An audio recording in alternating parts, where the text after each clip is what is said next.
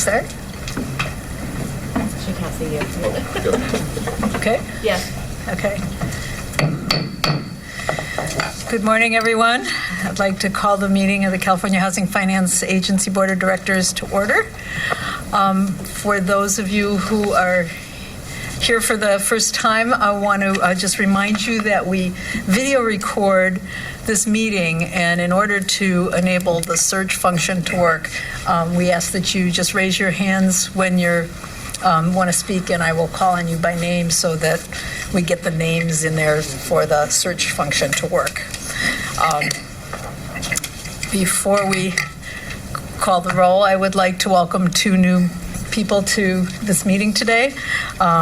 Dr. Vito Imbasciani is the Secretary of the Department of Veteran Affairs, so I want to welcome you to the meeting.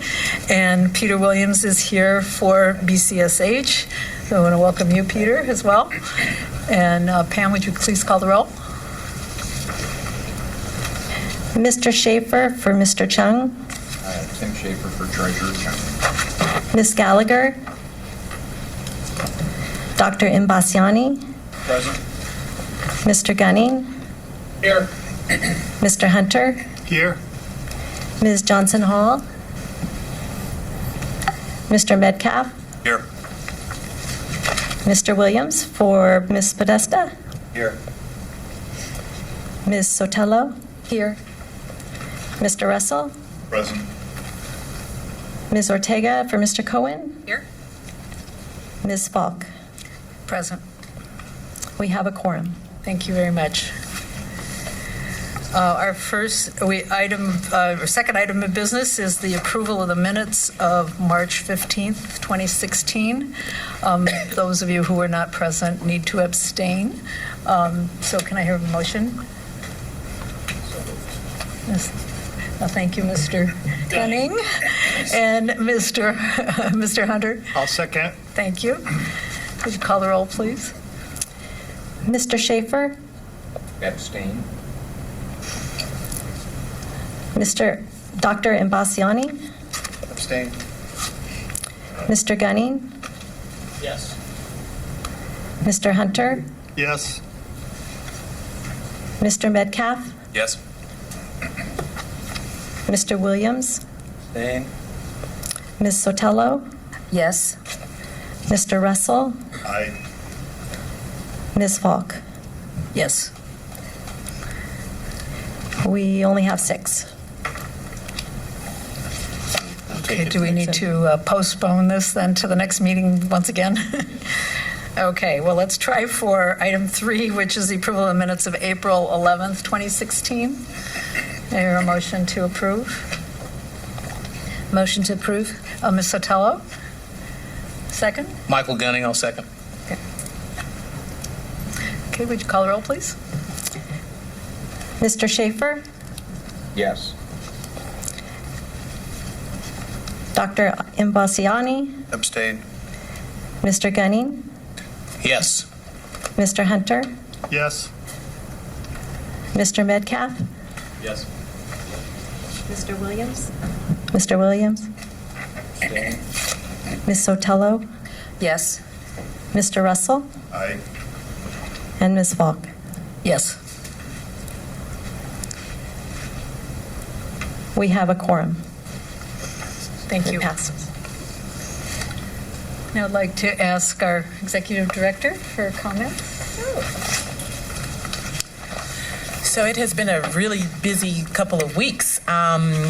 Yesterday we attended the National Housing and Rehabilitation Association, which is the national organization of developers, conference that they held down in Southern California. We had a state panel of speakers, which I think might have been one of the first times they had that. It was myself and Mr. Metcalf representing HCD, Jury Glazer-Hedrick with SIDLAC, and Mark Stivers with TCAC, and I thought we had a very robust discussion about the state aligning resources and what may be available We had a lot of positive feedback. Tony and I had an opportunity to speak with some of the developers. They were very, very excited about our new conduit issuance program.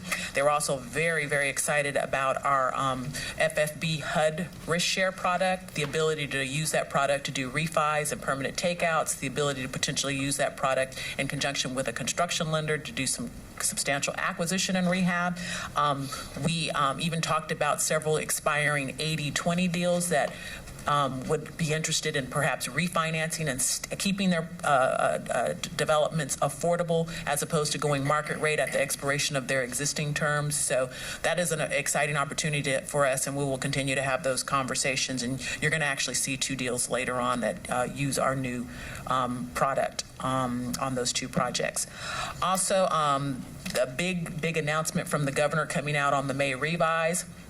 Substantial support for affordable housing, a huge policy statement on where he would like to see resources targeted, coming out in support and endorsing the Senate's proposal, the No Place Like Home proposal, which looks to redirect Mental Health Savings Act funds specifically for permanent supportive housing for those with mental illness, serving homeless and the chronically homeless and homeless.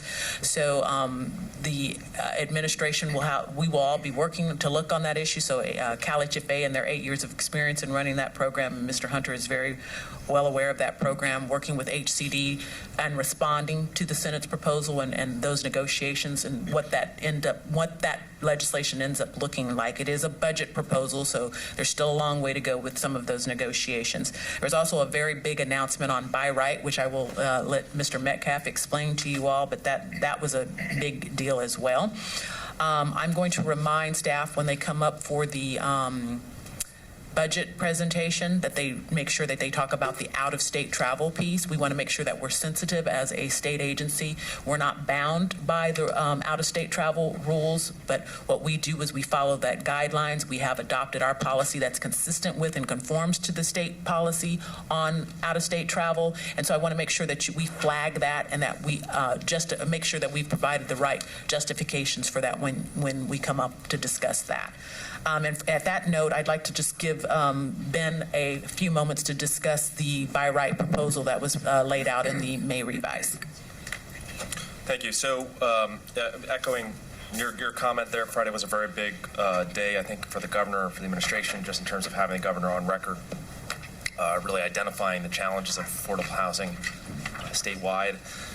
And I think one way to understand his comments and the language in the May revise is really, on the one hand, arguing that there may be reason to invest in scarce state dollars in affordable housing, but it should generally be done so in ways that align with kind of existing state priorities that target vulnerable populations, that are working at the kind of bottom end of the spectrum or supporting climate change goals.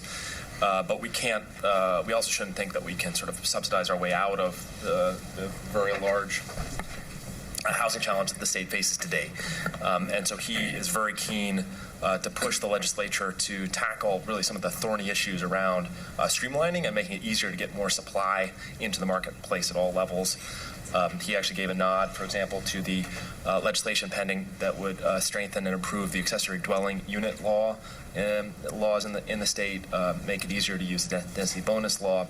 And he released last Friday proposed trailer bill language, legislative language, for a new idea, which would really make it easier to get particularly multifamily and attached housing condominium product built in communities up and down the state of California. And what the language says is essentially we need to make it easier and faster and give more certainty in the process to folks who are trying to get product up and built, and in particular in places and on sites that already allow for attached housing, where you have zoning and general plan designations that support attached housing, where these sites are infill, so they're not greenfield development, they're not causing sprawl, and where these projects include any degree of affordability, really some sort of affordable component to it, These should not be getting hung up or caught up in drawn-out discretionary review processes.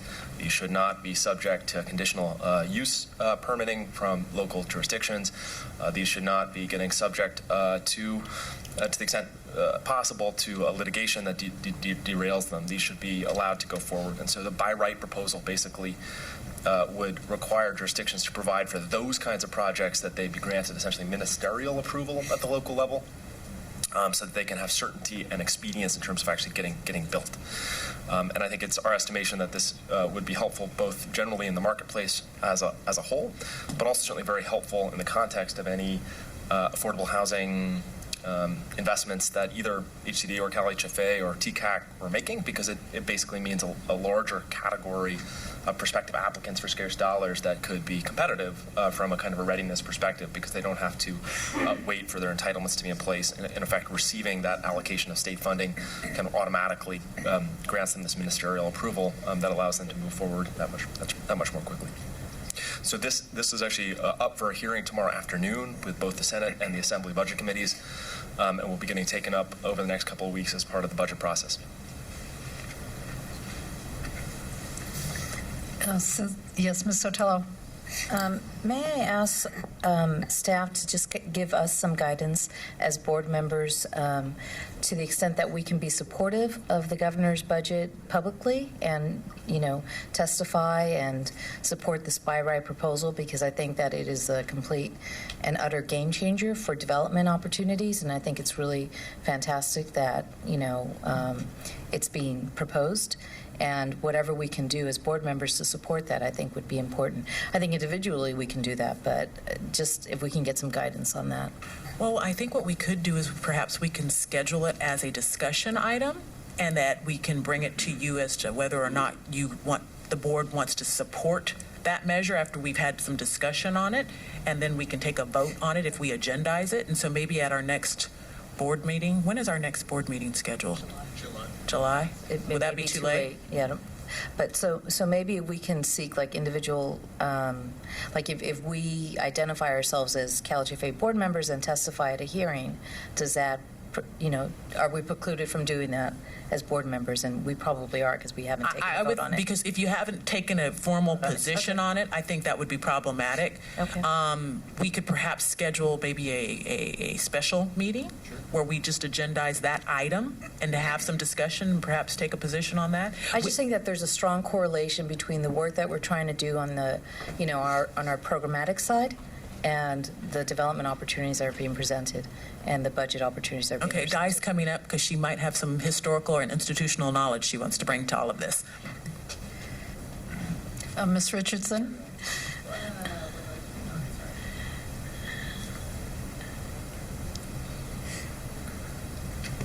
Okay, thanks. Di Richardson, Legislative Director. I probably wouldn't recommend that you schedule a separate meeting. This is going to happen very quickly. We're in the middle of May. This is going to be done hopefully very soon. The first budget hearings are scheduled tomorrow.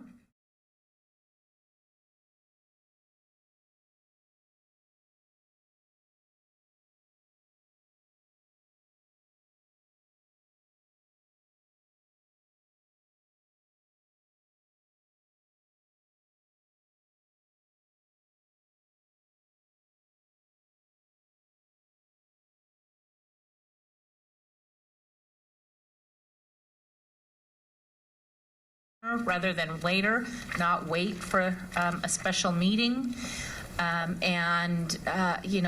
Contact your members today or tomorrow. They need to start hearing from you right away.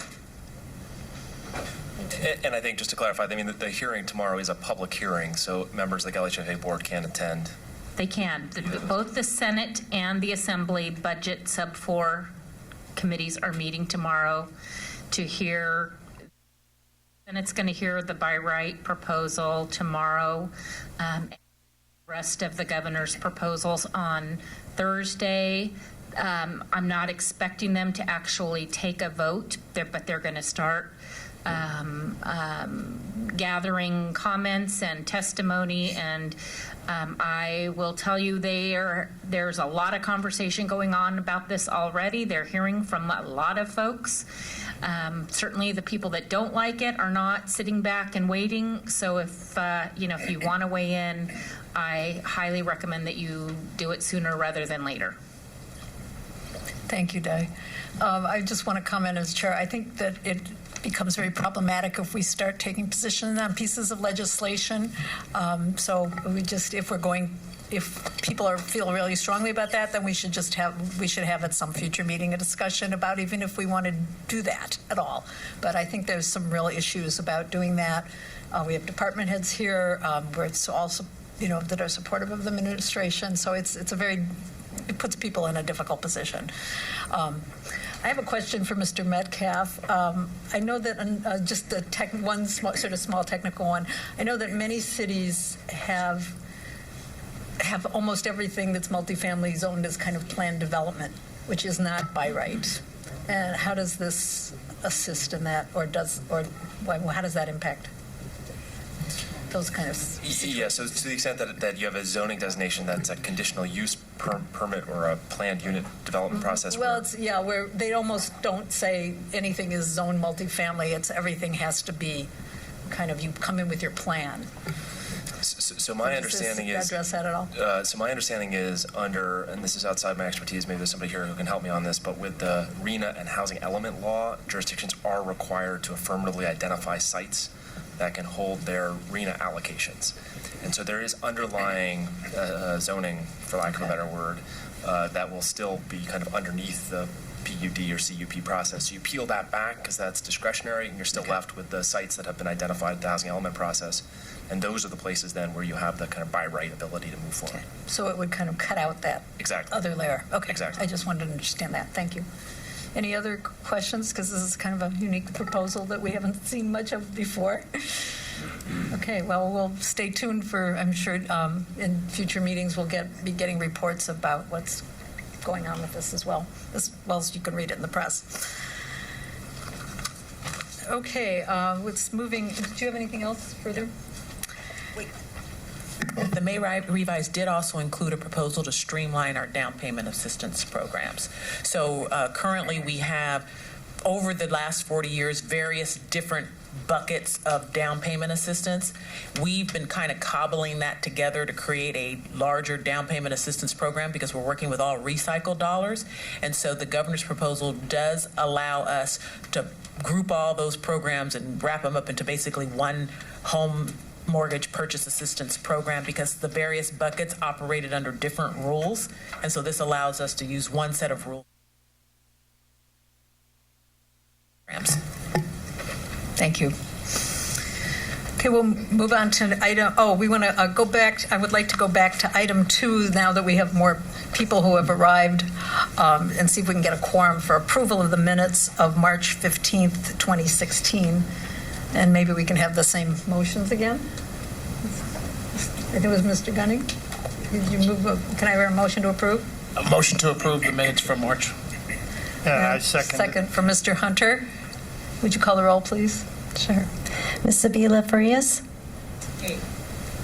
Mr. Schaefer? Abstain. Ms. Gallagher? Yes. Dr. Imbasiani? Abstain. Mr. Gunning? Yes. Mr. Hunter? Yes. Ms. Johnson Hall? Mr. Metcalf? Yes. Mr. Williams? Abstain. Ms. Sotella? Yes. Mr. Russell? Yay. Ms. Balk? Yes. The motion passes. Thank you very much. So now we'll go to item 5, which is a discussion, recommendation, and possible action regarding final loan commitments for 2 projects. Mr. Morgan?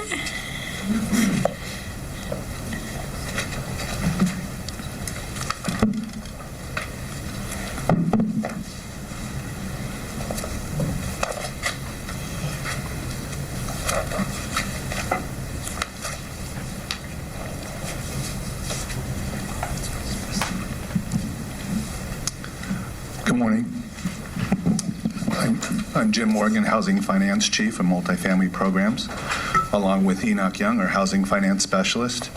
We're here to present to you today two projects, Sutter Terrace and Renwick Square, that are under our HUD Reshare Refinance Loan Program. And with that, I'll let Enoch take it over. Thank you. Good morning. Sutter Terrace is a 100% affordable senior project that is currently in the CalHFA's portfolio. It's located in Roseville, which is within Placer County. The project was built in 1998 and was acquired by Avanath Affordable Housing in 2012. The project consists of 100 units of senior units with a mix of 1 and 2 bedrooms. And the project includes a large community room, recreation room, swimming pool, and laundry room. If we can go back to the slide before, just so that you can just sort of see in your PowerPoint the surrounding land uses. It's primarily in a residential area with some commercial use on the south end. Moving back. So for the scope of work, the project has been well maintained over the years and really requires minimal capital improvements. The primary scope of work is going to focus around ADA accessibility improvements throughout the property. We'll be requiring that the borrower increase the number of ADA accessible units from 5 to 10, matching TCAC's minimum 10% requirement on ADA accessible units. We'll also focus on bathroom and kitchen ADA modifications, as well as ADA parking and walkway improvements. The scope will also include interior upgrades of replacement of appliances, countertops, cabinets in the kitchen and bathroom area, and flooring in selected units that are due for upgrades, in addition to HVAC condensers and air handlers. So the total rehab budget is approximately $339,000. In addition, we have a contingency of 20% of the hard costs. The loan terms of this transaction, the permanent refinance loan amount is $5,790,000. We're currently underwriting it at 3.75%. Our rate is 185 basis points over the 10-year Treasury. The current loan-to-value ratio is 65%. The interest rate will be locked 60 days prior to the CalHFA loan closing. Currently, CalHFA is restricting 20% of the units at 50% AMI and 80% of the units at 60% AMI. These affordability restrictions will be extended in the event of prepayment from 2038 to 2043. Otherwise, the regulatory restrictions will remain for the life of the loan. Avanath is the sponsor, and they own and manage high-quality affordable housing projects across the state of California and around the nation. They currently have 12 projects in California, 11 of which are affordable.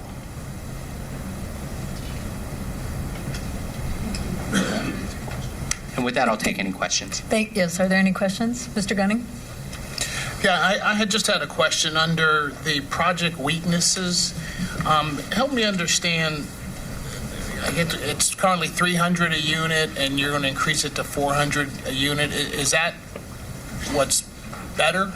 I guess I don't understand what an appropriate level of finance is. Sure. At the time when the project was originally built, it was trying to meet the TCAC minimum requirements for replacement reserves, which at the time was $300 per unit per year. And so since they're coming back to us, we require a P&A, which we do an analysis of the replacement reserves. And so we essentially perform a 20-year model, an analysis of kind of what are the items that need to be repaired over 20 years, and we came up with $400, in addition to existing replacement reserves that we have within the project as well.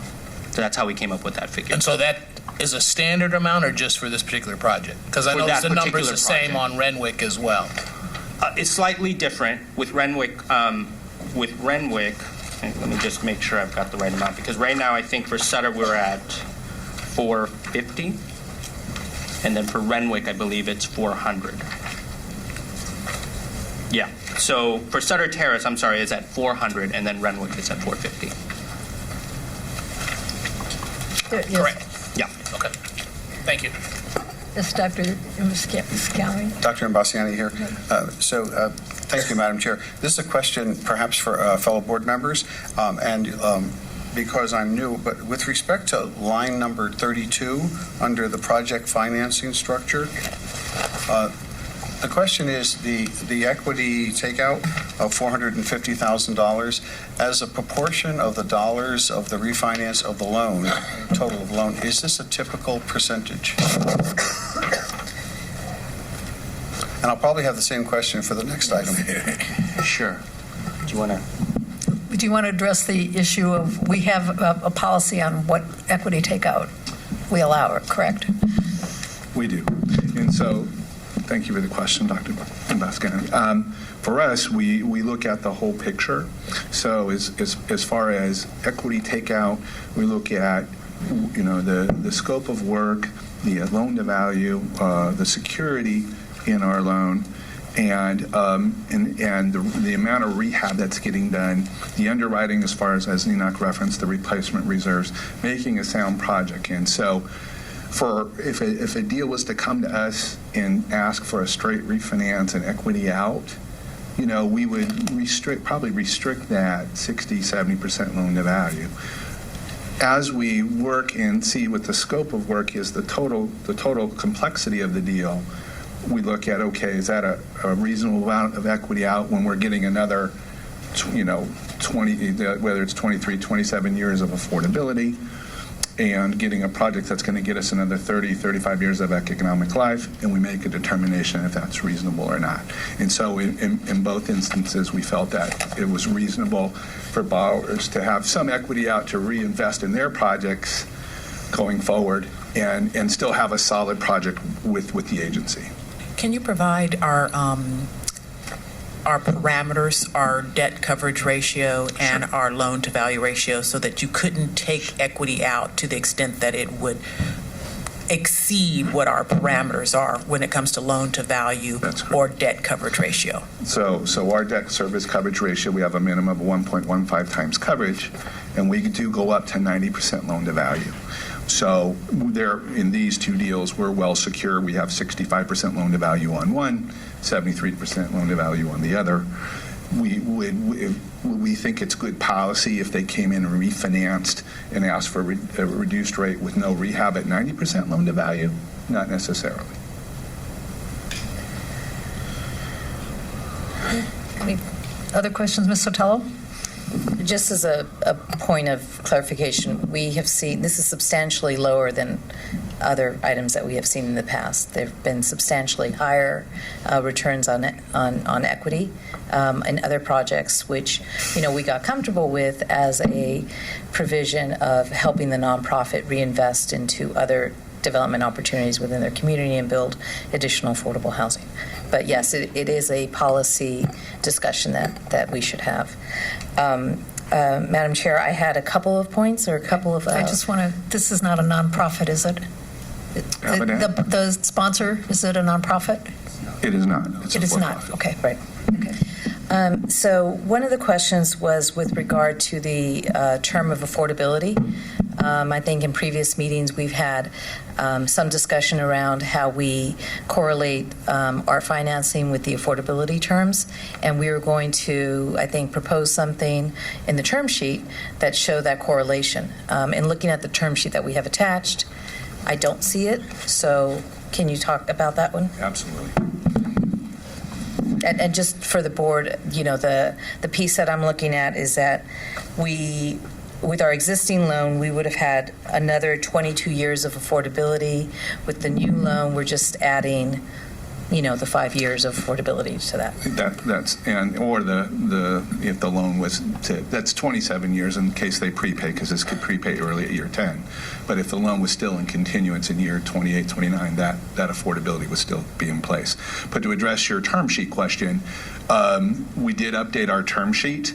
It was just right after those term sheets were distributed to the board members. So in our current term sheet, we have it broken out as term of affordability restrictions for the non-substantial rehab program at a minimum of 20 years, or for existing CalHFA projects, it's going to be the greater of 20 years or the existing term of affordability plus 5 years. Okay. And as a, I mean, And that that's has been inserted in our term sheet and on the website. okay, and that was a programmatic recommendation, which the board doesn't need to see as a policy, but I think we have approved that. you have approved it as part of that. And right? I want to clarify something because I was very confused about this Yes. as well, which is that it makes it sound like that after 5 years past the existing term, the restrictions go away, but only if the borrower prepays. Right. Not if the loan is still in place. So just want to clarify that. And we've already made that change for our next write-ups. Right, okay. And then the other is, again, vast improvements on the staff reports and the write-ups and how it's presented, and congratulations, Mr. Young. It's very well presented. Again, just one of the things that we should talk about is, the use of the acquisition financing, right? In terms of the acquisition financing, 5.1 is the acquisition price as justified by the appraisal. Our loan is $5.7 million. The $335,000 is coming from what resource? It's the existing operating reserve? That's $55,000. Yes. Yeah, there's an existing replacement reserve, so and that's included as a source within the. so it's just rolling over. Correct. So there's really, I mean, we are the only ones putting any cash into the transaction. correct. Okay. And just to clarify, the equity takeout, if there's a way that we could structure that within the budget itself, where you're looking at the sources and uses Yeah, that was matrix, and if you can translate page 17 into the actual staff report that shows the sources and uses, that way the equity is called out a little bit easier, and we can understand it. Yes. So what we'll do is we'll add a line item for that to identify the equity out and the sources and uses. Any further questions? May I hear a motion for approval? Mr. Russell moves. Second? Second from Mr. Metcalf. Call the roll, please. Ms. Sevilla Farias? Mr. Schaefer? Yes. Ms. Gallagher? Yes. Dr. Imbasiani? Aye. Mr. Gunning? Aye. Mr. Hunter? Aye. Mr. Metcalf? Mr. Williams? Yes. Ms. Sotelo? Yes. Mr. Russell? Aye. Ms. Falk? Yes. The resolution passes. Thank you. We move on to the next project. Sure. So Renwick Square is a 100% affordable senior project as well that is currently in CalHFA's portfolio. This property is located in Elk Grove, Sacramento County. The project was built in 1998 and acquired by Avanath Affordable Housing in 2012. The project consists of 150 units of senior units with a mix of 1 and 2 bedroom units. The project includes large community room, recreation room, swimming pool, and laundry room. And as you can see in the handout there, again, primarily residential land uses surrounding the project with some commercial, school, and undeveloped land. The project as well has been well maintained and requires minimal capital improvements. The primary scope focus will center around ADA accessibility improvements throughout the property. CalHFA will require the borrower to increase the number of ADA accessible units from 8 units to 15 units to match TCAC's minimum 10% ADA accessibility requirement. Bathrooms and kitchens will also go through ADA modifications, as well as ADA parking and walkway improvements. The interior upgrades will include the replacement of appliances, countertops, cabinets in the kitchen and bath area, and flooring in selected units due for upgrades. In addition, there will be new HVAC condensers and air handlers. We will also require an additional $240,000 in the replacement reserves for the replacement of the roof. The total rehab budget is approximately $556,650. The contingency is 18.5% of the hard cost. The loan terms of this transaction are, the loan is $8,950,000, which is also currently underwritten at 3.75%, 185 basis points over the 10-year Treasury. The current loan-to-value ratio is 73%. The interest rate will be locked 60 days prior to the CalHFA loan closing. We will also, currently the project is restricted at 20% of the units at 50% AMI and 80% of the units at 60% AMI. The affordability restrictions on a prepay will be extended from 2034 until 2039. Otherwise, the restrictions will go on for the life of the loan. And again, the property is owned and managed by Avanath. With that, I'll take any questions. Mr. Gunning? This project is located near me. It's also where I tend to vote. So I just want the board to know that I'll personally be inspecting this over the next 15 years to make sure our investment is secure. A wonderful project that I was involved in when it first was built at Nehemiah, and it's great to see our involvement here, and I want to commend the staff. Thank you. Thank you. Any other? Ms. Sotelo? Is the developer here? Developer is not. Okay. Do you know what the developer plans to do with $1.8 million of equity that's being pulled out of the financing? Sure. Their plan is to take those proceeds and reinvest it in their affordable housing portfolio. What do you mean reinvested in their portfolio? Not build additional units? No, they're looking to expand out in California. So they have 12 projects here in California. They're on the radar looking to acquire other properties as well. Other properties with the 1.8. And then again, I guess the same question as a percentage of, the total value of the property.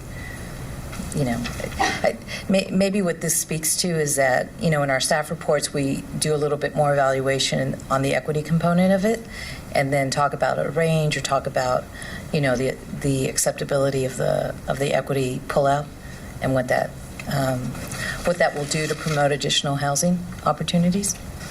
I think as we get this feedback from board members, it makes our staff reports all the better. And so one of the things, I regret that we didn't update the term sheets because that was specifically the board asked, and we should have had that in this. So our apologies, but we will make sure that the affordability restrictions are included and they have been updated and that you have that information.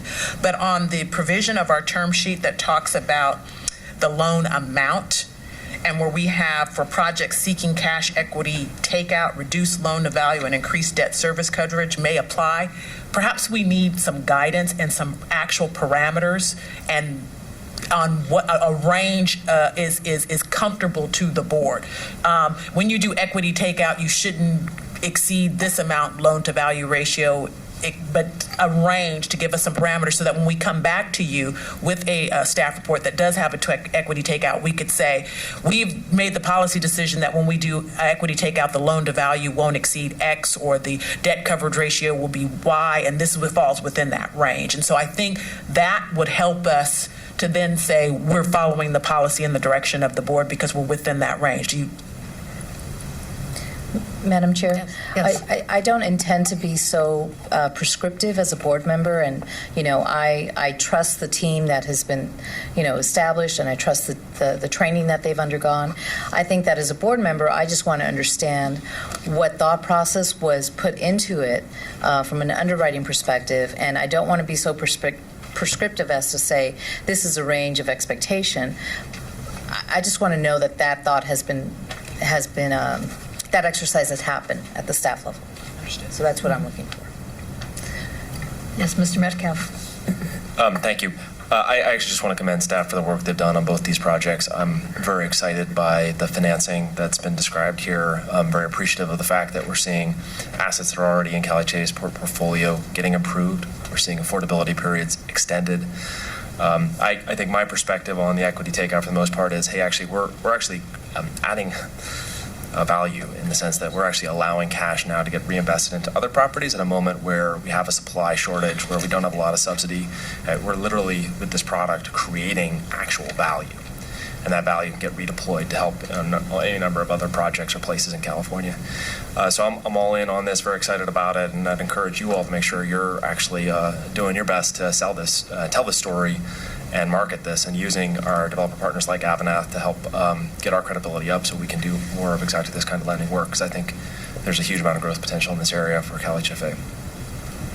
Thank you. Thank you. Mr. Russell? I just wanted to thank Ms. Sotelo in particular for asking the questions that were on my mind, and just so you are aware that this is where my mind is going, and thank you for surfacing those issues. And thank you, staff, for the thoroughness of the report.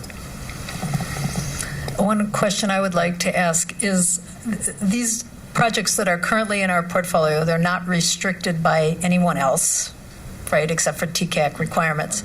Correct. Is there anything in our policies that would prevent them from going elsewhere and refinancing?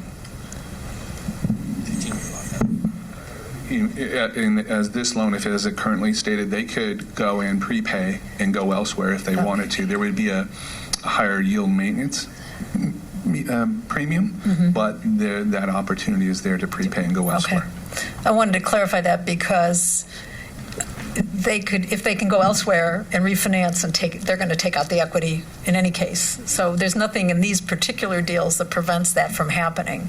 So we might as well, I mean, it's a benefit, I think, as Mr. Metcalf said, and I think you agree, that to keep them in the portfolio and keep them restricted for longer.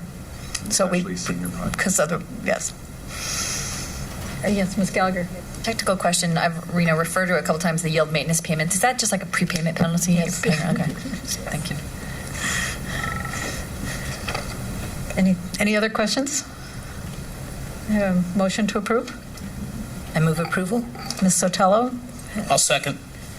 Michael from Gunning. Mr. Gunning. Came at it so fast. You call the roll, please. Ms. Avila Farias? Mr. Schaefer? Yes. Ms. Gallagher? Yes. Dr. Imbasiani? Aye. Mr. Gunning? Aye. Mr. Hunter? Aye. Mr. Metcalf? Yes. Mr. Williams? Yes. Ms. Sotelo? Aye.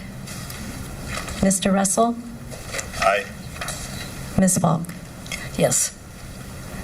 Resolution 1609 is approved. Thank you. Thank you, staff. Now we'll move to item 6, which is a discussion, recommendation, and action to adopt our proposed strategic business plan and also our budget. Mr. Cavier.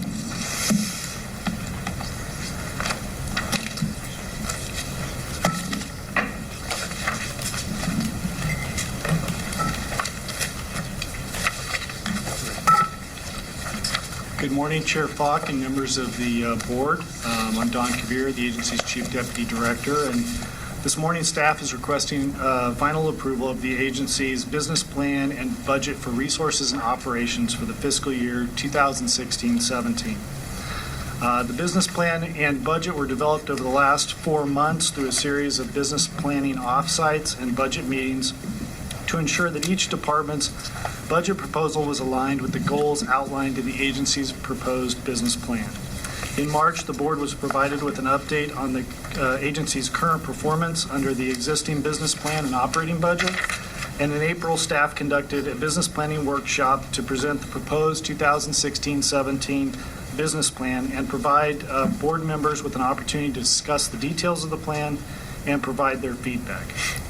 As stated in the board workshop, the goals, strategies, and actions proposed in the 2016-17 business plan are intended to build upon the positive momentum the agency has underway in our various lending programs and to support the continued efforts to improve the efficiency and effectiveness of the agency's program delivery.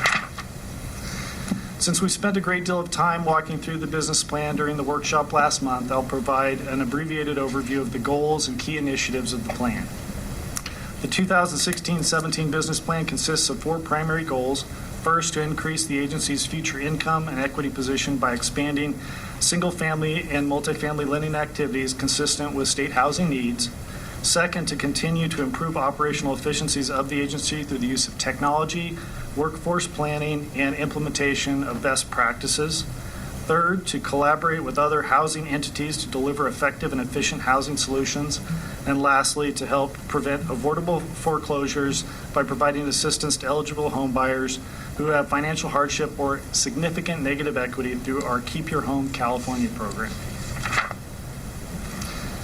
Key initiatives of the business plan include targeting $1 billion in first mortgage loan purchases and the origination of $48 million in down payment assistance for our single-family loan programs.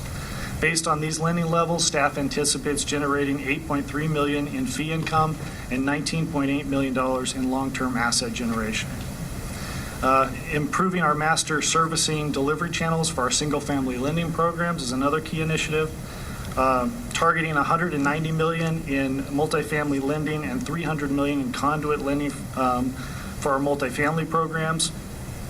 At these lending levels, staff anticipates generating $2.6 million in origination fees and $4.6 million in long-term asset generation for our multifamily programs.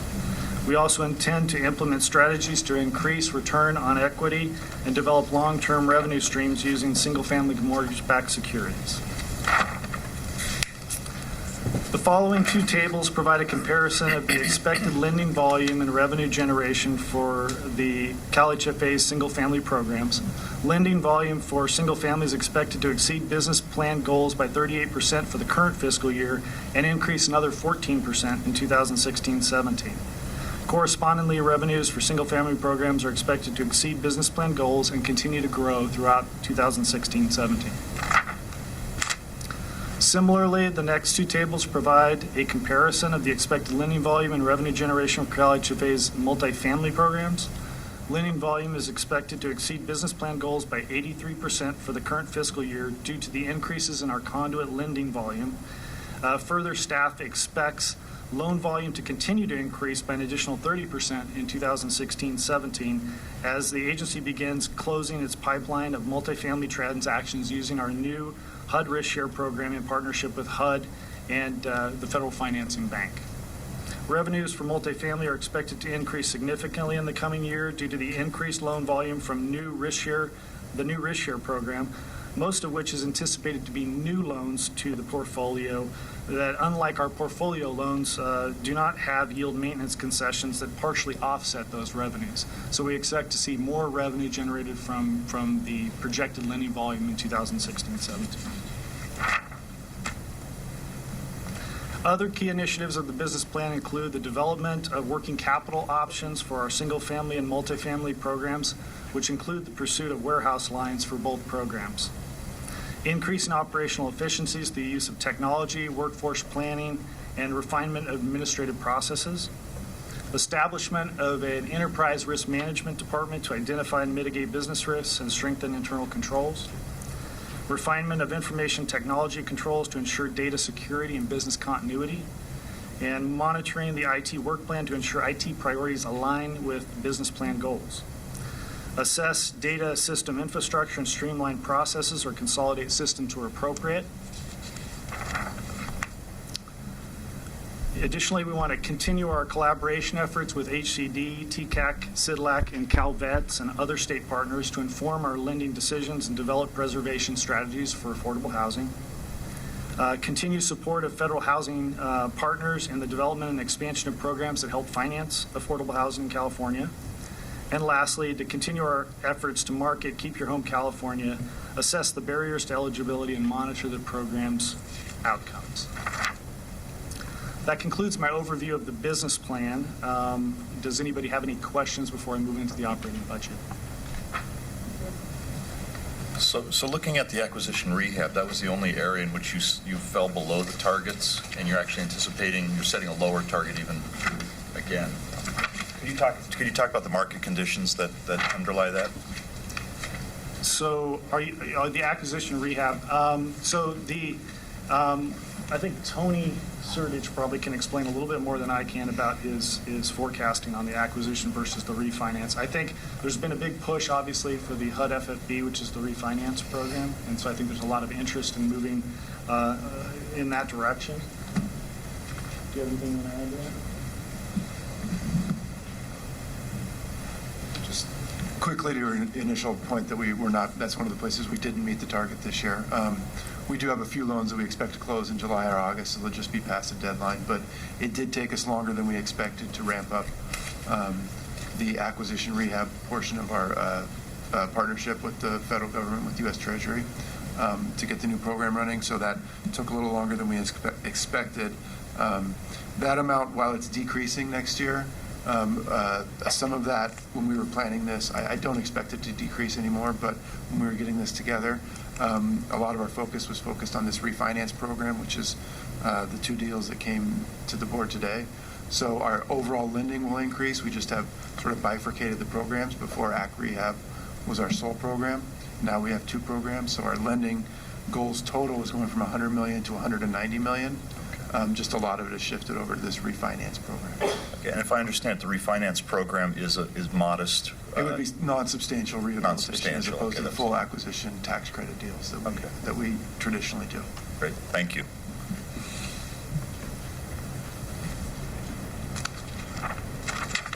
Madam Chair.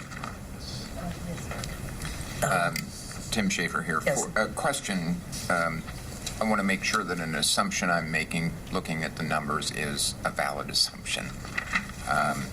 In the budget year, we have a 32% increase in interest, accompanied by an 11% increase in loan repayments. And I'm assuming that they are related, that yield maintenance payments or prepayments are baked into interest. Is that a correct assumption? Okay. So they're going to respond, this will respond affirmatively in the projected case to improvement in the overall real estate market and maintenance of low interest rates, but would be at risk if either one of those two were to reverse. Is that a fair characterization? That's a fair characterization. Okay, thank you. Other questions? Ms. Sotelo? Just congratulations on a good business plan. I like it. It's great. I have to say, the board really has pushed us to be better staff. And every single recommendation you all have made and asked for, we've tried to incorporate that into how we present and in our staff reports. And so we really do want to thank you all as a board, because you have all been a very engaged and board. You've all helped us to be better staff. Okay, with the above business plan in mind, we built our 2016-17 budget. The following table provides a summary of the estimated resources for 2016-17 and how they will be deployed. Agency resources are primarily generated from loan origination fees, loan repayments, compliance monitoring fees, and the like. The majority of the agency's resources are currently generated from legacy lending activities, but over the last 3 years, the agency has been changing this trend, and we are projecting that for 2016-17, we will see an increase of 22% for resources generated from new lending activities. While our reliance on legacy resources will continue for some years to come, the opportunity to grow the balance sheet and generate new revenues is a reality. Fees for our single-family programs have grown quickly as our lending volumes approached $1 billion annually, and we're confident that our new multifamily risk share program and the conduit issuance bond program will continue to gain traction in the market and generate meaningful revenue opportunities. As you can see, staff anticipates that resources for 16-17 will exceed operating costs by approximately $23.6 million.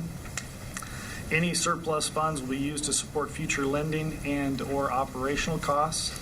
In order to implement the goals and activities outlined in the strategic business plan, staff is recommending adoption of an operating budget of $41.7 million, of which $29.6 million will be used for personal services and $12.1 million for operating expenses. By way of comparison, the next chart compares the resources and operating costs for the fiscal year 15-16 budget against the 15-16 revised projections and the proposed budget for 16-17.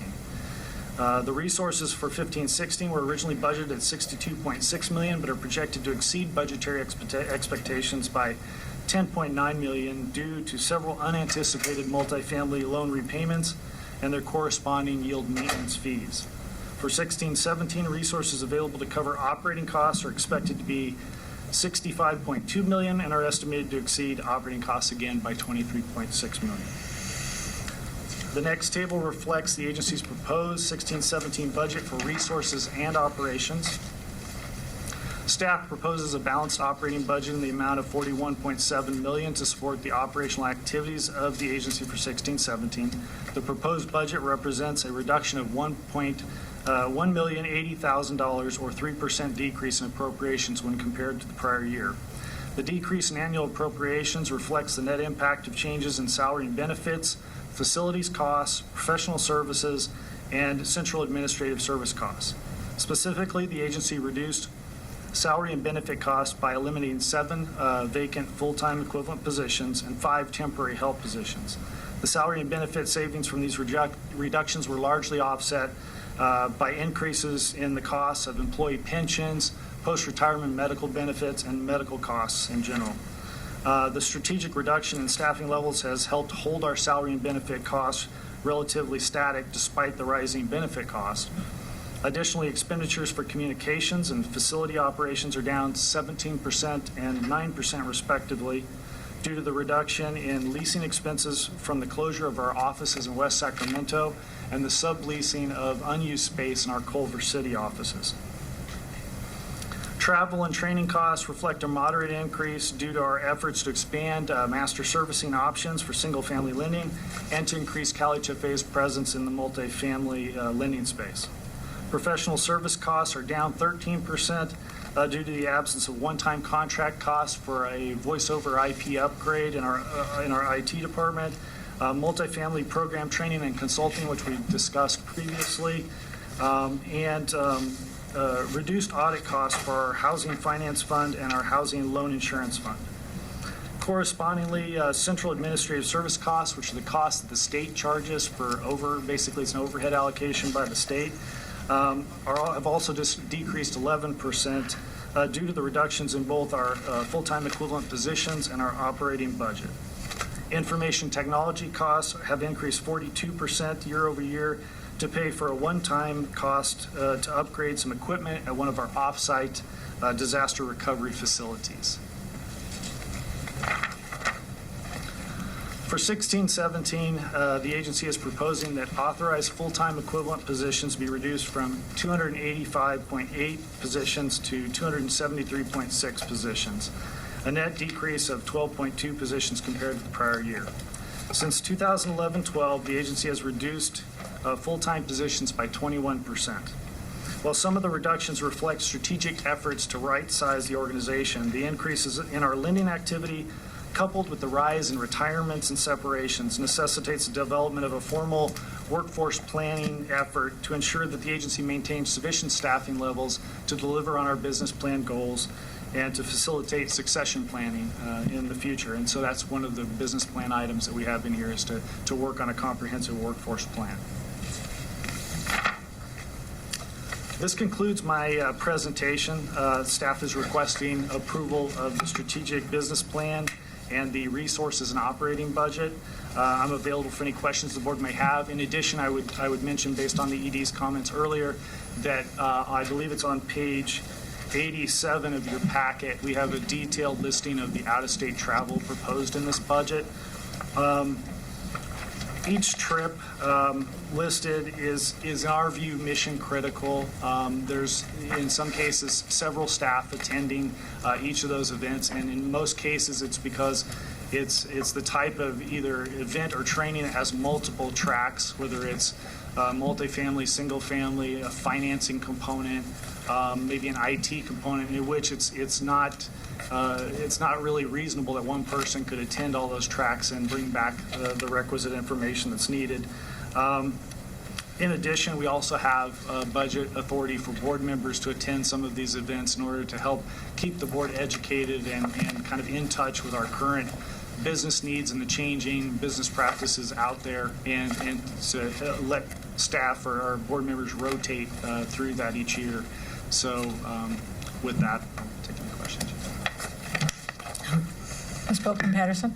Yes, I'd like to add, if you check our business plan, there's actually 3 items under 5 and 6 which deal with IT and how we're going to use IT to better our operations and our programs. And so there are 2 specific trainings, one in Florida dealing with Black Knight and the other with Microsoft. And this is integral to actually our business operations and program staff, that staff is able to update some of their IT systems so that we can deliver on those programs. So we did take a thorough vetting of all of these trips.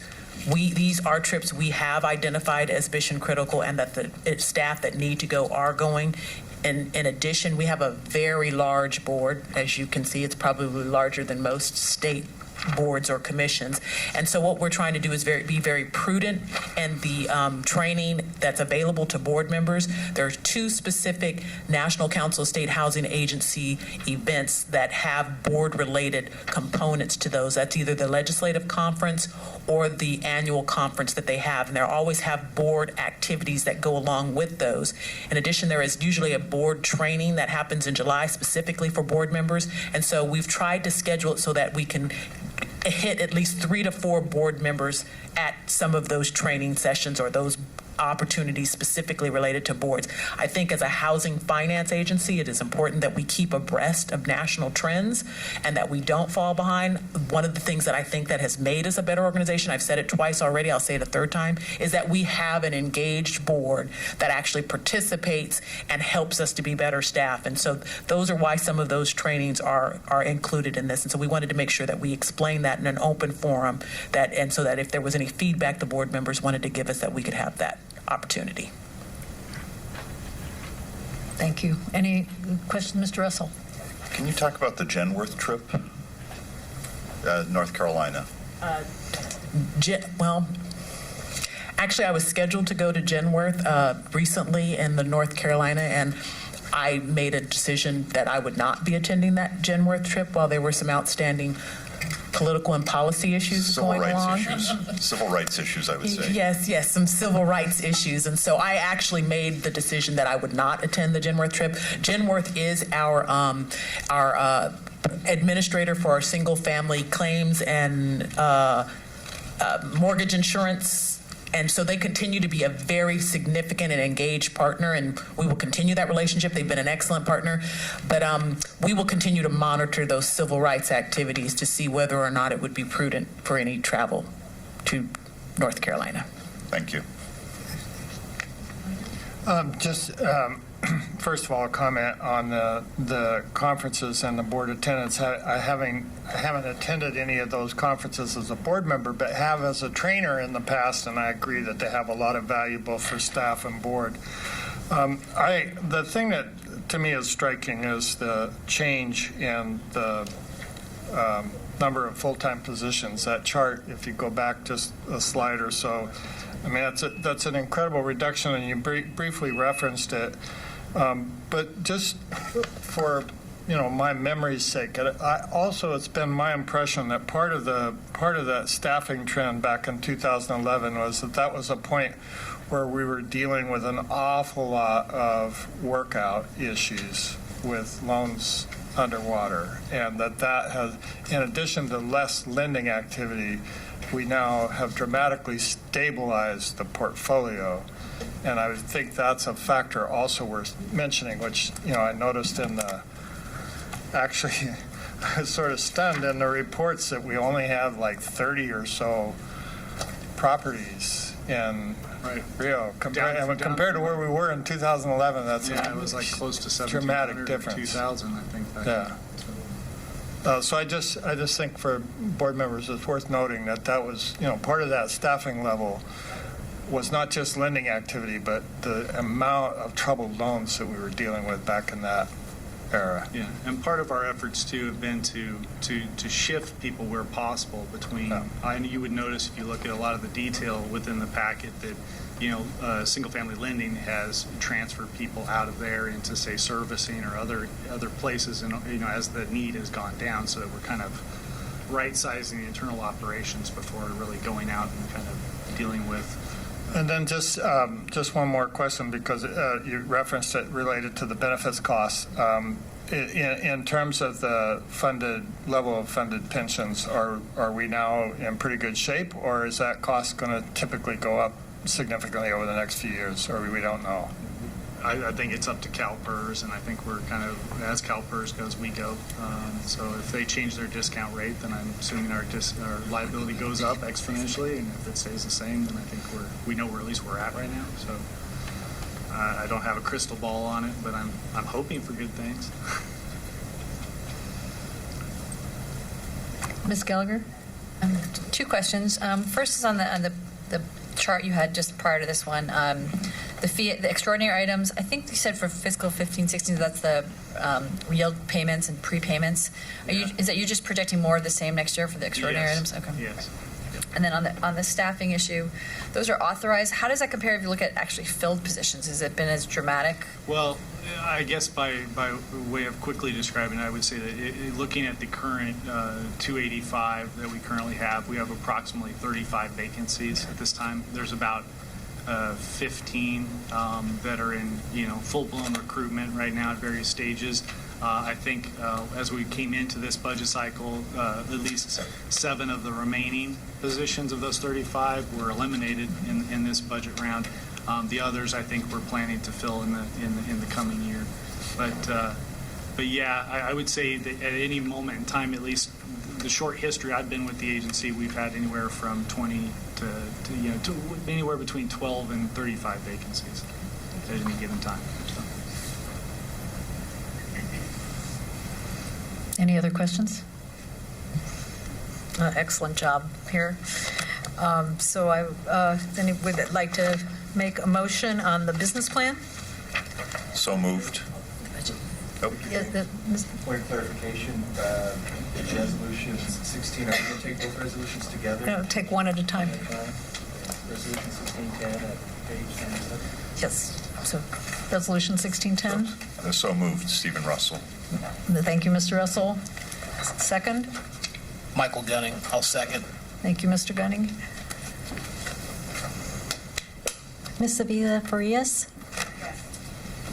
Mr. Schaefer? Yes.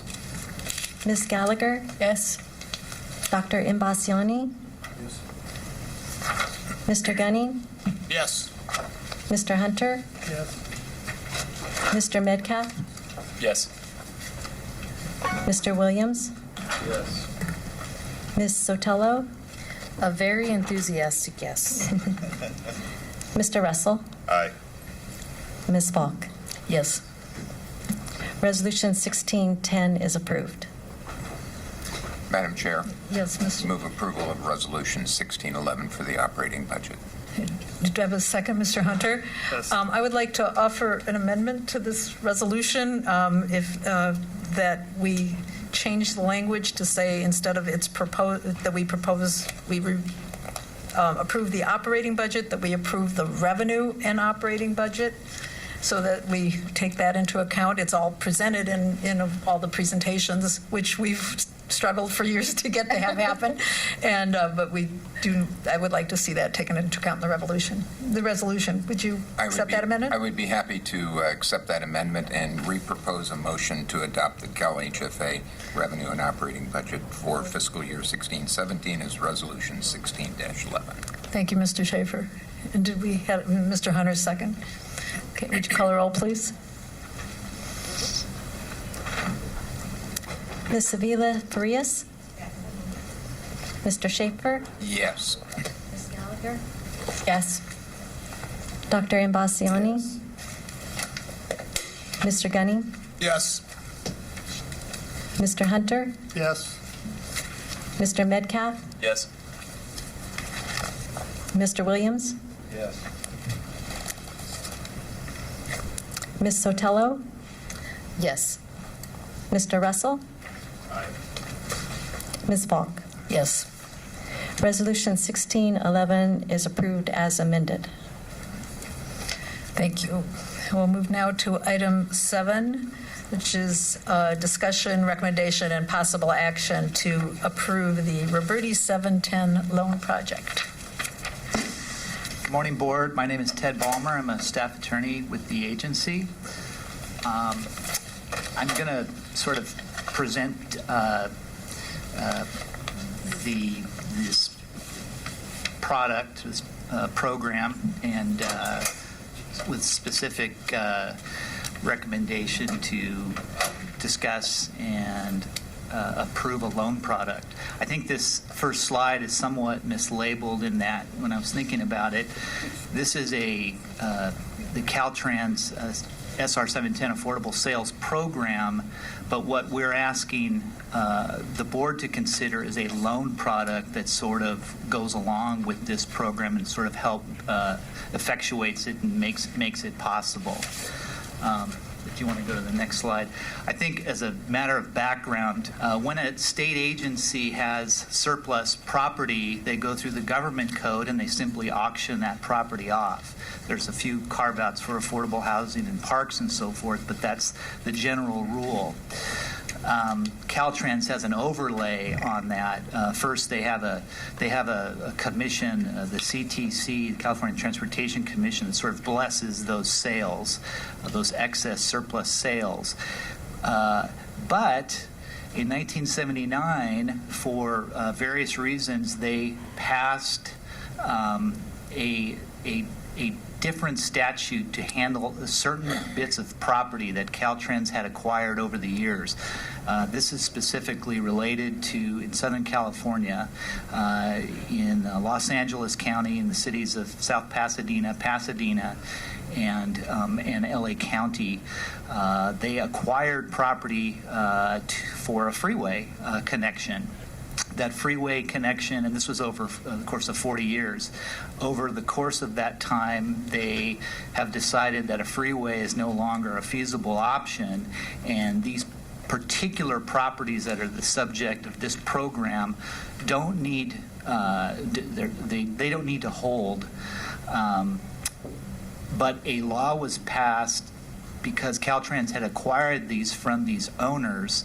A law was passed that basically said, well, hey, we want to do two things. We want to make sure that we give the tenants, the former owners, a chance to buy back their properties, not through the auction process, and we also want to preserve affordable housing because that's always been a concern with the state. And so if we can do those two things, preserve this neighborhood the way it's always been, and help a little bit with affordable housing, that's what we'd like to do. And so they created this statute, and I've attached the statute. It's 5 or 6 pages.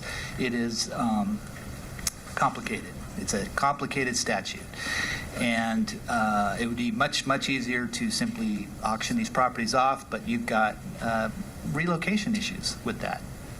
And so Caltrans, under the statute, it's called the Roberti Act. Under this statute, the HCD is sort of to help them come up with terms and conditions that sort of help them with this process. And then HCD kind of came to us and asked us, could you help us as well? Can you partner with us?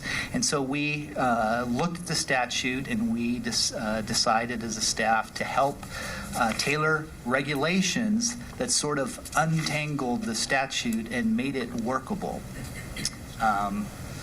So let's see, we've got the properties here.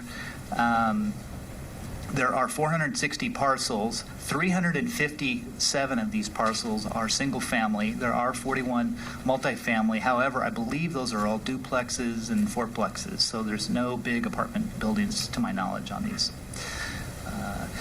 That is the location of those properties. You see that blue line there. Those are all of the properties along that corridor, and that was all supposed to be conceivably a freeway. The sort of the emptiness in the middle there, that's South Pasadena. So above that's Pasadena, and below that's LA County. Next slide. So again, this is the Roberti Act is in the government code, and its goals again are to preserve affordable housing, and 2, mitigate the environmental effects caused by these highway activities, and we sort of colloquially refer to that as just neighborhood preservation. So we have, in conjunction with HCD, we've devised regulations to help them. And again, we're getting to a loan product, I promise you. But we've devised regulations to help them dispose of these properties in an order, which I'll show you and explain. That the properties that once they are sold, that they remain affordable, which is a key piece. That it gives the current tenants an opportunity to stay in those houses, and if there are any subsequent sales of these properties, that money actually goes into an affordable housing trust account, which we can talk about, which is sort of a new concept.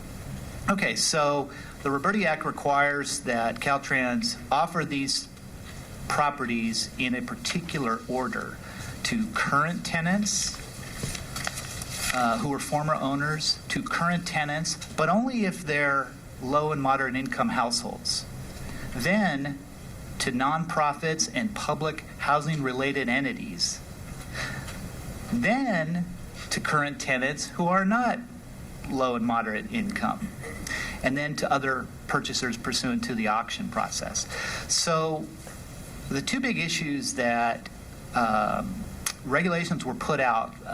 Caltrans put out regulations, and the overwhelming comments they got was, number one, is that current tenants who weren't affordable were not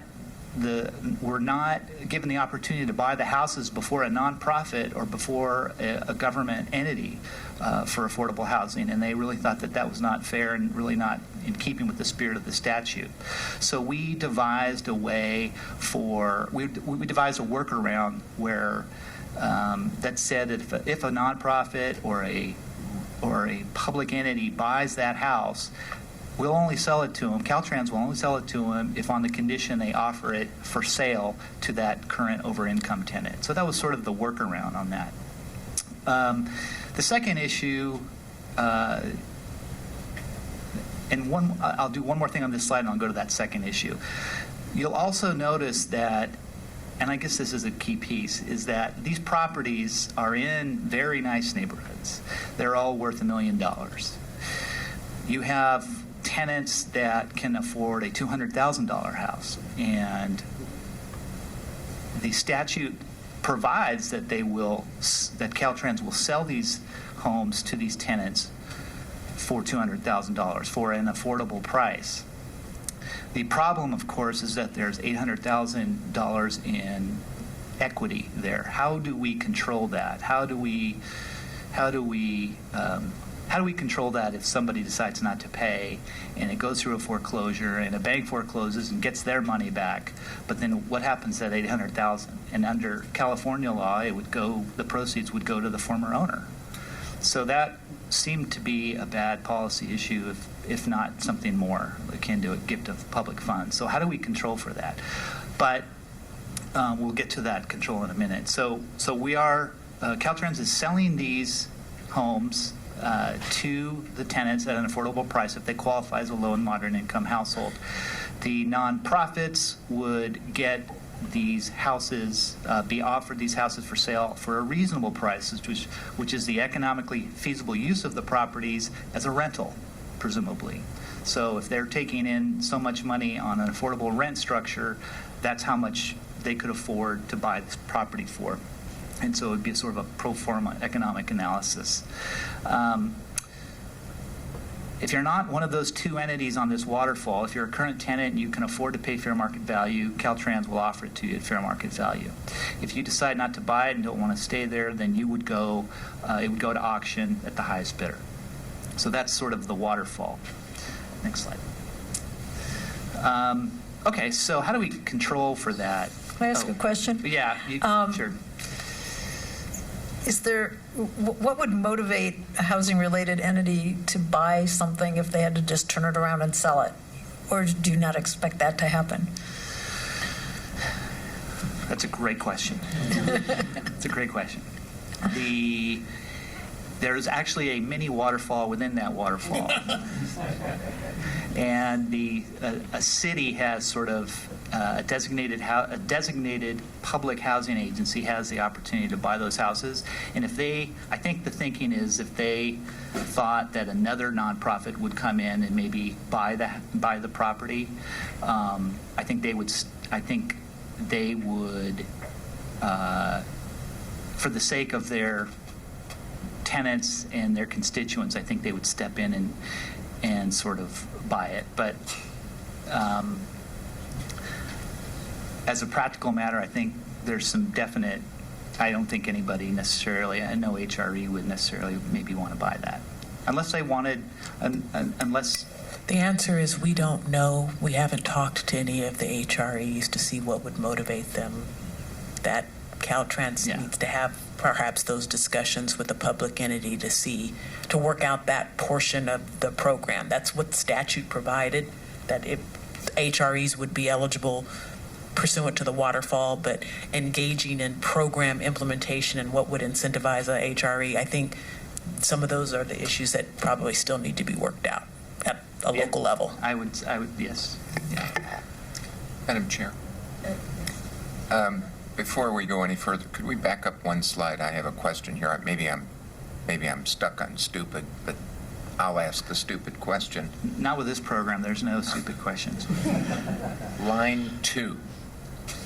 The sales price is affordable if it's to a current tenant who is an LMI household, or fair market value of sold as is. Can you explain what that fair market value of sold as is means? Yeah. Is that a loophole in the subsequent distribution of equity that I don't understand? So the concept is before Caltrans offers these properties, they need to fix them up, get them ready for sale, and they'll sell these properties at an affordable price with the use and resale restriction. You can choose to buy it at fair market value if you can find the financing to buy these. You can buy them at fair market value. They won't be fixed up, but there won't be any use and resale restrictions. So if they could find financing, an LMI tenant, yeah, they could do that. Okay, thank you. That helps. Thank you. Yeah, go ahead. So the use and resale restrictions are there to control two things. The first thing is to control affordability. Presumably, these properties will be restricted to occupancy and affordability. A LMI household could actually buy this property and resell it to somebody else who's an affordable buyer, and it would remain affordable, and so it would preserve affordable housing. They also can't buy, this LMI household can't buy it and then just rent it out at fair market value. They have to live in there. So we're restricting the occupancy and the affordability of the property. It also, however, controls for that $800,000 of net equity. What we've done is provided a buyout provision where if they want to move, if they've got a new job, if we want to give them all the sense and the rights of property ownership, of alienability. So they could sell the property at fair market value. If they sell it at fair market value, the buyer or the seller would be able to share in the appreciation from the time they bought it to the time they sell it. They would share in the appreciation, but that original net equity would go back to the state, and that's how we preserve that. And I'm getting to the loan product. And let's go to the. Okay, so let's back up. Let's back up one more too. Let's just keep it here for a second. So the two issues that the public comments that the tenants had were, look, we don't get a chance to buy these properties before the HREs, which we've solved for. The second is we've got these affordability covenants. Well, our conventional CalHFA product and other bank product, FHA products, GSE products, they're not going to allow these affordability restrictions to be senior to the financing. They want to take where if they had to foreclose, that the government agencies would get back their capital, not subject to these use restrictions. And because of that, and because of this very unique fact pattern where you've got all of this latent equity, we have come up with a product where we would record the use and resale restrictions ahead, much like a multifamily deal, and our financing would be secondary to it. So if CalHFA were to have a product, buy the property, we would take, subject to these use restrictions, but then we could sell the property and the proceeds would be distributed back to the state. So that's the concept of how our loan product sort of came about. In that, I don't believe there's any other. I don't believe of any other single-family product that would be able to do something like this. Although there could be some nonprofits out there that might make these type of loans. Okay, so that's that. This slide may be too confusing, so I think we should just move on. Okay, so what did we do? What did HCD and CalHFA staff do? We helped, provided advisory assistance to Caltrans on their regulations. The regulations, as I understand it, they actually have gone through 2 or 3 rounds of public comments, little revisions here and there. The latest version of the regulations is actually not with the OAL at this point. My understanding is it's going to be submitted. They got a 120-day extension, and the regulations are going to be submitted within the next week or 2 to the OAL for final approval. We also helped Caltrans sort of devise the scope of work for what an RFP for broker services would be like, since they are really not used to, they're used to auctioning property. They're not used to listing property, going through a typical sales process. So we provided some input on their scope of work for what a broker services would look like, and that includes sort of holding the hand of the buyer through the qualifying, and the buying and the explaining of the use and resale restrictions. So now we get to us, the CalHFA piece. So we've developed a loan product. It's not our conventional CalHFA single-family loan. It's got some very different terms, but reasonable terms, we believe, and we can discuss that. We've provided a chart sort of explaining the difference between a CalHFA loan that we currently have and a loan specifically for this product. It's on page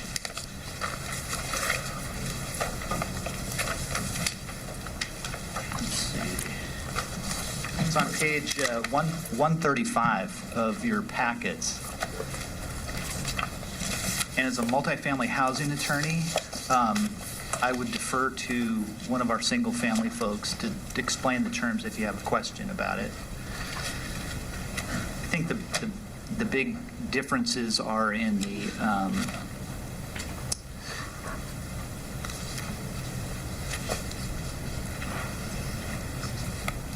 no, 1 second. Yeah. I think the loan-to-value is a bit different. The credit scores and the combined loan-to-value, those are different figures. The idea there was that we didn't have very good information about who these potential qualifying households were. We had some rent rolls that had market rents and they had affordable rents, and we sort of extrapolated from there and sort of came up with we had an idea of the type of household who might be able to qualify for this product, but we were really limited with our knowledge. And so we sat around and we thought about, well, what's the minimum reasonable prudent agency, what terms could we live with? What could we come up with? And this is what we sort of have come up with. And by the way, even though there are 357 properties that Caltrans expects to sell through this waterfall process, they've broken it up into 2 phases. And the first phase is only 42 properties. 42, and we believe based on the rent rolls that we've seen, we think there may be 20 households that qualify as LMI. And so we have this is sort of a test case, this product and this rollout, and we'll see if it generates any activity, if anybody's interested in this loan, and whether anybody qualifies for it. So so we've got our financing piece, we've got our loan product. Because we have our own CalHFA financing on these properties, we're going to go ahead and monitor those properties, the occupancy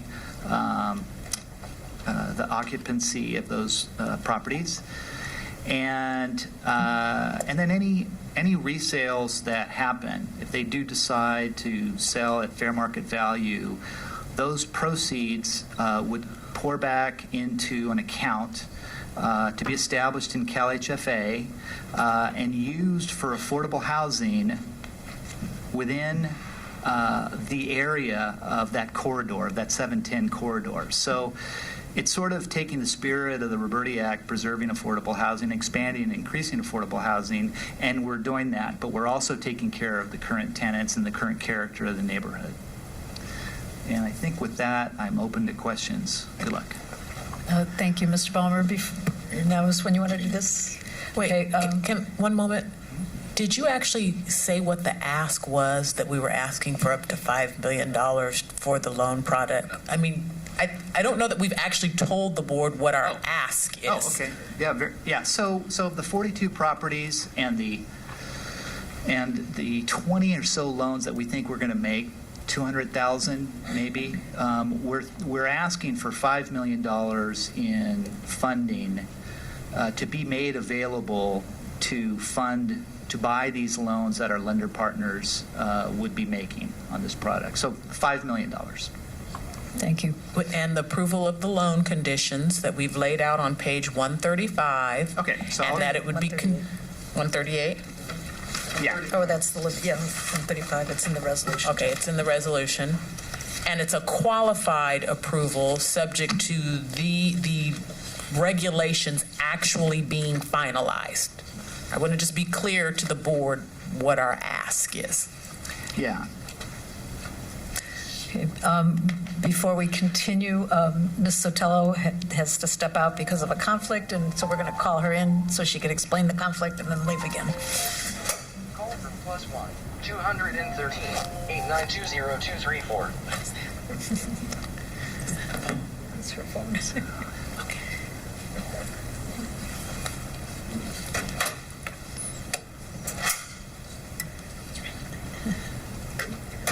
Okay, Ms. Sotelo?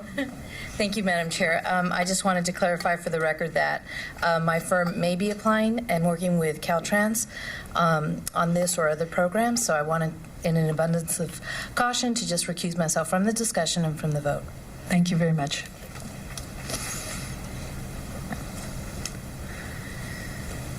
So are there questions about this program Madam Chair. and product? Yes, Mr. Schaefer. I just want to make sure I'm understanding the direction this is going. These are intended, based on what I've heard so far, to be portfolio loans.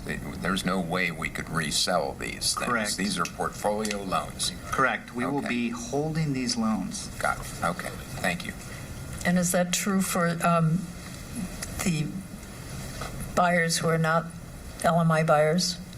No, we're only, this product is only applicable just to for the LMI buyers. Okay. Right. Mr. Russell?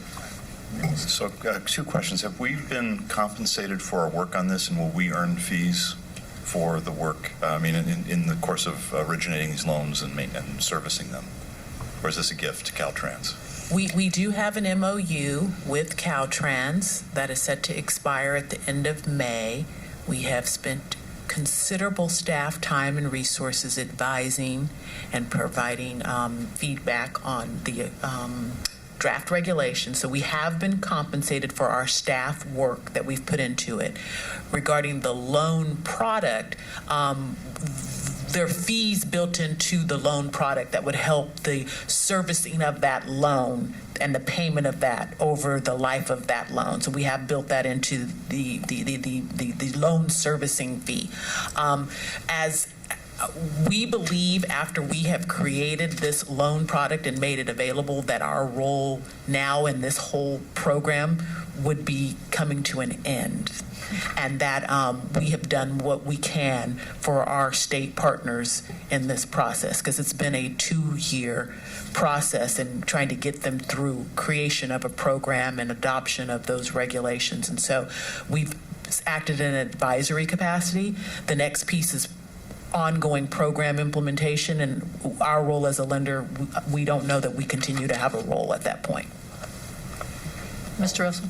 I just want to follow up on that and commending staff for being so very creative, patient, diligent, because working with that agency is not always easy from my own personal experience. And so just my kudos and congratulations to the staff for bringing us this far. Mr. Gunning?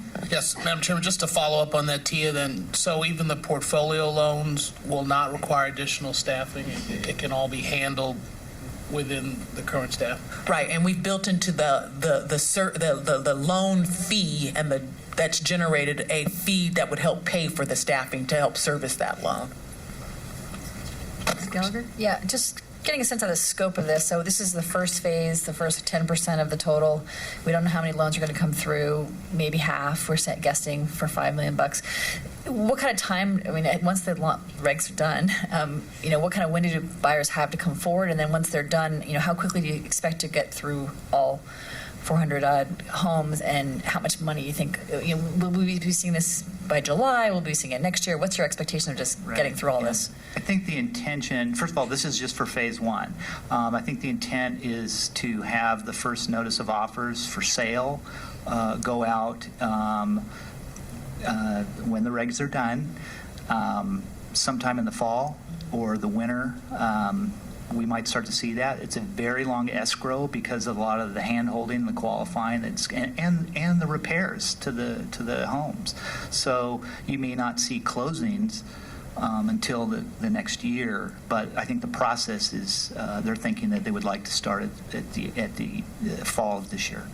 Just a follow-up question. So it sounds like we haven't had that much contact with the cities involved, but the Caltrans is on the front of that? Yeah, that's sort of not our lane. We're sort of providing a loan product for the affordable sales, and that next step on the waterfall is part of Caltrans's statutory duties.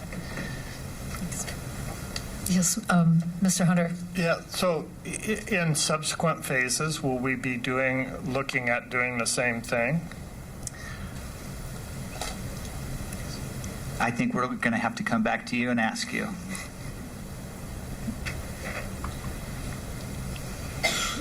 Any other questions? I have a motion to approve resolution number 1612 on page 137. So moved. Thank you, Mr. Russell. Second? I'll second. Mr. Hunter? Call the roll. Ms. Avila Frias? Yes. Mr. Schaefer? Yes. Ms. Gallagher? Yes. Dr. Imbasiani? Yes. Mr. Gunning? Yes. Mr. Hunter? Yes. Mr. Metcalf? Yes. Mr. Williams? Yes. Mr. Russell? Aye. And Ms. Falk? Yes.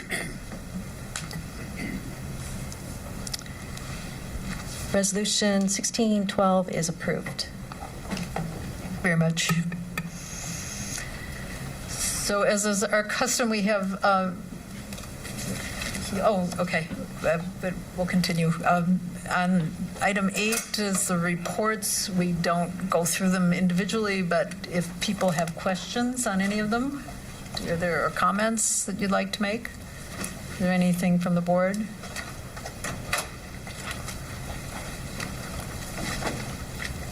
I would just like to congratulate staff on the great job on Keep Your Homes California and getting all that money from the federal government. It's an important program, and it's really nice to see that we're doing so well with that. Anything else? Okay.